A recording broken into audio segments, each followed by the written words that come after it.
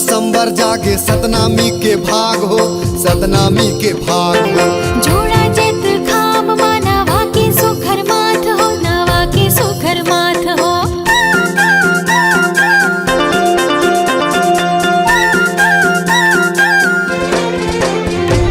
18 दिसंबर जागे सतनामी के भाग हो, सतनामी के भाग हो।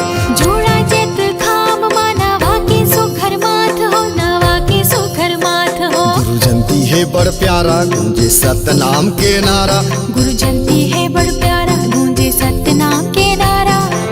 10 दिशा धरती ले अंबर,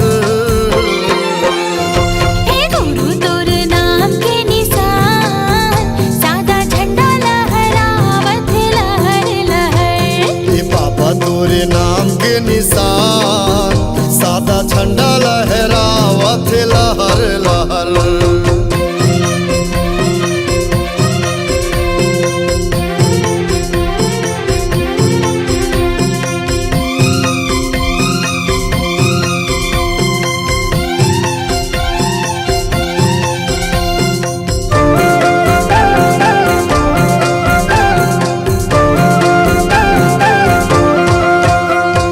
साल भर के अगोरा माँ आथे पावन मौका हो, ऐसन पावन मौका।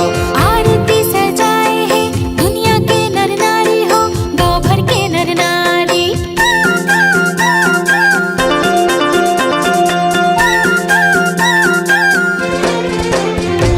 साल भर के अगोरा माँ आथे पावन मौका हो, ऐसन पावन मौका। आरती सजाए है दुनिया के नर नारी हो, गाँव भर के नर नारी।